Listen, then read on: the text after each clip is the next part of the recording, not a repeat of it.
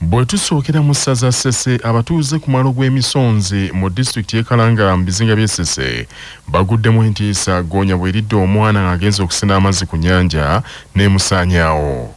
Kitegerekese nti omwana aliiriddwa Ggoonya abadde mutabani w'omumyuka wa ssentebe w'ekyalo ekyo Ssaalongo Lubowa nga kitegeezeddwa nti Ggoonya olumaze okusika omwana oyo esusse kumuyuuza nga bwe munyika mu mazzi n'emala n'emuzza kungulu. Omubaka wa Paalamenti akiikirira ekitundu ky'ekyamuswa Moses Wagaba Kabuuso agambye nti kyamutawaana nnyo Ggoonya zisusse okulya abantu baabwe nti mu bbanga ery'omwaka ogumu zaakatta abatuuze 4. Asabye ab'ekitongole ekirabidde ensolo z'omu nsiko bagende balambika abatuuze ku ngeri y'okwerindamu Ggoonya ezo n'okuteekayo abatujju bazikwate. Mawulire gennyamiza buli kiseera kati ebintu ebigwawo ku nnyanja byeraliikiriza tetwayinanga Ggoonya zino oba byennyanja bye zirya biweddewo kati ziteega bantu. Twagala ab'ekitongole ky'ebyebisolo by'omu ttale ebiyigibwa n'ebitayigibwa bajje baweeyo abakulu bateekeyo abakulu ku nnyanja bavunaanyizibwa kukwata n'okuyiga ebisolo bino. Ggoonya bwe zeeyongera okulya abantu kijja kweraliikiriza abantu baffe okugenda okukola naddala bamufuna mpola abavuba nga balinnya mu mazzi Ggoonya okubakwata. Naye ate era nekirala bayigiriza abantu baffe abalala aba bulijjo okuzirwanyisa oba okuzikwata bazikwate bazibaterekere bazibakwase. Okulibwa kw'abantu gwa Ggoonya kati mwaka guno zaakali abantu ba mirundi 4 kitegeeza nti twetaaga okusitukiramu tulabe nga tuzigema oba nga tuwa abantu baffe obukugu obuzirwanyisa zireme kuddamu kulya abantu. Omubaka oyo Kabuuso era ajjukizza nti ebisolo ebyo ebikambwe buli lwe bibeera okumpi n'abantu kigootaanya emirimu mingi era n'obulambuzi bujja kufa. Kyeraliikiza n'abalambuzi balowooza bwe banajja mu bizinga nga Ggoonya zibakwata. Gavumenti n'ekitongole eky'ebyebisolo by'omu nsiko bateekwa okufaayo okuwa abantu baffe essuubi nti Ggoonya zino mu myalo gye ziroopeddwa bajja kuteekayo b'ofiisa abajja okuzikwata. Naye ekyokubiri kye bafiirwa abalambuzi baffe bangi baagala nnyo okuddukira mu bizinga okulambulayo n'okwewummuzaamu. Bwe banaatiisibwa nti Ggoonya zijja bakwata kijja kutufiiriza ensimbi eziva mu by'obulambuzi. Obuvunaanyizibwa bwa gavumenti okutaasa abantu baffe naye n'okukuuma awava essente mu by'obulambuzi nga bakwata Ggoonya zino okuwonya abantu baffe. Tukubiriza abantu baffe okuloopa bwe balaba Ggoonya bategeeze abapoliisi naffe abakulembeze tusalirenga wamu amagezi nga tezinatuuka kulya bantu.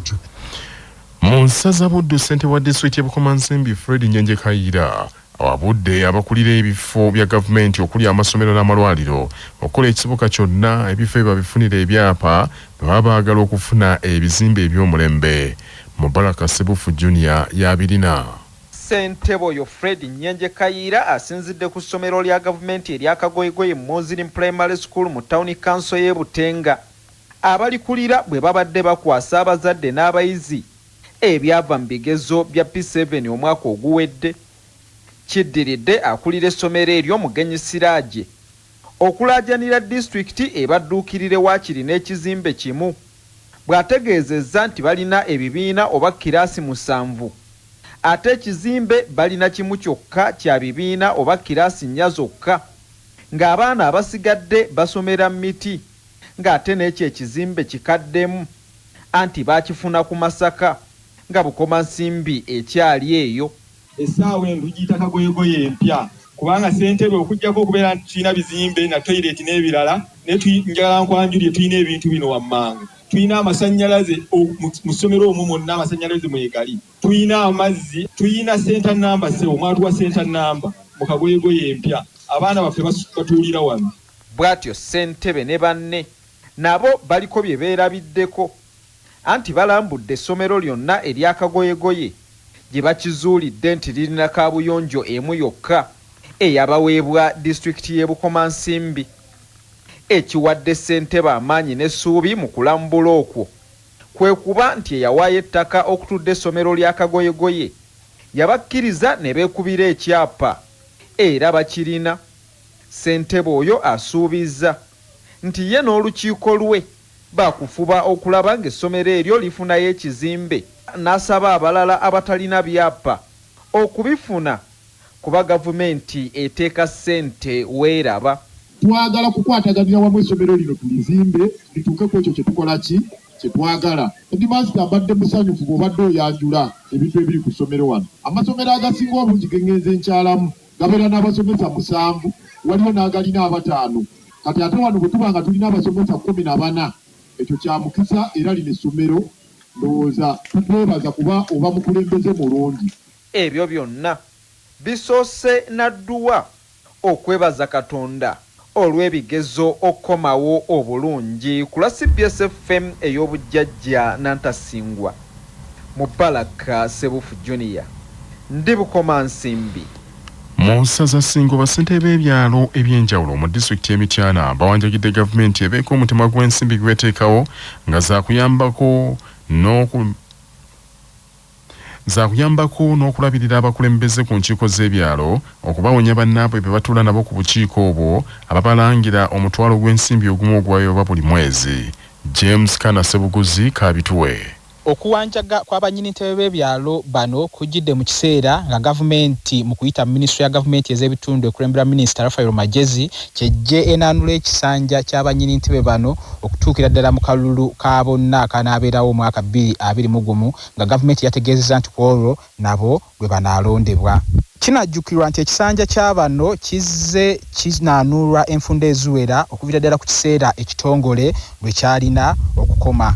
Potiano Chobe nga yennyini ntebe w'ekyalo Bukola ekisangibwa mu ggombolola y'emaanyi mu disitulikiti y'Emityana era nga yennyini ntebe w'abanyini ntebe b'ebyalo 48 ebikola eggombolola y'emaanyi agamba nti gavumenti esaanidde bongeze ku ssente okuva kw'ogwo omutwalo ogumu gwebawa buli mwezi nti kubanga obuvunaanyizibwa bwe batikka bungi omuli n'okubafuula abalamuzi abayambako kkooti za Uganda okusala emisango. Ono agambye nti bannyini ntebe akaseera ke bakoleramu kazibu nnyo nti bangi olw'ekyo bakemebwa ne bakola n'ensobi ensonga ne bazivuga nga bazisulise. Ssentebe Potiano Choba agamba nti gavumenti esaanidde okuteekawo omutemwa gw'ensimbi oguweerezebwa ku buli kyalo okuyambako olukiiko lwabwe okuddukanya emirimu. Mukama wange minisita nze ndi mukulembeza w'abassentebe si wano bire ebyalo 47 oggombolola eno mu ggwanga sibimanyi muwendo naye ndi omu ku abo ate tuli balamuzi abatandikirwako emisango mingi n'entalo ze tutaasa gavumenti ne kkooti obutazitowa naye tuweebwa akasiimo katini ngera nga bwe yakatuwa naye akongeze ate ne betukulembera nabo babalowoozeeko bakolima batulaba bubi we twafunira akasiimo ako omuti gwa sabbuuni gwali gugula 3,000 kati gwasinjika 8 lulinga bwe muwaayo 5,000 agenda agula kiro sukaali ne sabbuuni kati ntyano zimuwa. Tusaba abantu abo gavumenti balowoozeeko nnyo. Gavumenti ya Uganda mu nteekateeka yaayo bannyini ntebe b'ebyalo bano baweebwa omutwalo gumu buli mwezi olwo ne zijja ng'omwaka guweddeko nga gye mitwalo 12 buli nnyini ntebe gy'afuna omwaka. Kyokka nga bagamba obuvunaanyizibwa obubatikkibwa bungi nnyo obusaana okubaako empeera etegeerekeka. Ku CBS FM, James Kana Sebuguzi mu ssaza Busujju. Ebyo nga bikyali bityo mu ssaza Gomba, ssente wa Gombola empya yeetaba Benzi mu disitulikiti y'e Gomba Ssabalamu Moses Jingo yeetondedde abatuuze mu kitundu ekyo olw'enguudo ezitannakolebwa. Patrick Serugo abaddeyo.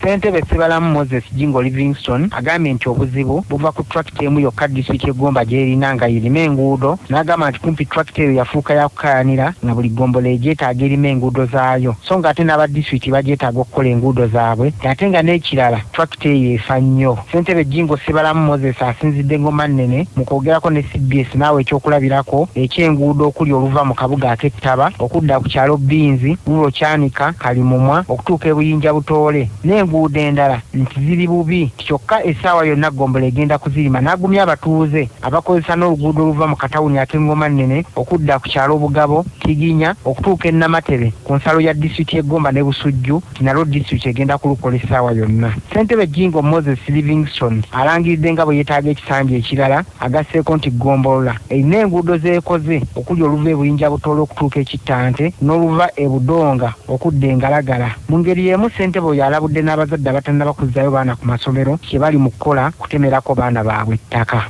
Kaakati neebaza abatuuze abataba Binzi abo abasobodde okuzzaayo abaana mu masomero naye nkubiriza abo abatannaba kuzzaayo baana mu masomero eno essaawa yakusoma tolina kyoyinza kulekera mwana okujjako ng'omututte mu ssomero ate neetonderera abatuuze bannyabo ne bassebo okulaba nga enguudo ezimu tezinnaba limwa naye essaawa yonna zigenda kulimwa tezinnaba kulimwa olw'ensonga nti turakita gye tulina ebyemu yerima neeva eri ku Butambala ate nekka wansi Gomba gyakoma bwefiire Gomba gyakoma kitegeeza abeeno muba temunnaba funa kuganyulwa kwonna naye banyabo ne bassebo mbeegayiridde muzaaba mu masomero bwenaasanga ng'omwana ataayaye kijja kubeera kibi nnyo ku ludda lwange. Kuba CBS nge Patrick Serugo. Mu nsaza bwekula bannamubende baweereddwa amagezi bettanira ssaako za gavumenti bawone okubbibwa. Ssebuufu baana ba Kintu y'abirina. Abakulira ebibiina by'obwegassi mu disitulikiti y'e Mubende basabye bannamubende okujjumbira enteekateeka y'ebibiina bino kino kibasobozesa okwekulaakulana n'okuwonanga okutunda ebyabwe nga beewoze ensimbi manerenda bavaako kubatwalira ebintu byabwe byonna ate nga bazibawolera ku maggweba manene ddala. Logemwa Wilberforce ng'ono ye ssentebe w'abagezza Ssaako ategeezezza nti mu Ssaako yaabwe eno erimu ensimbi ezimala era bw'ati kwe kusaba bannamubende okwongera okugyettanira basobole okuwona okutuntuzibwanga wamu n'okutubira mu bwavu.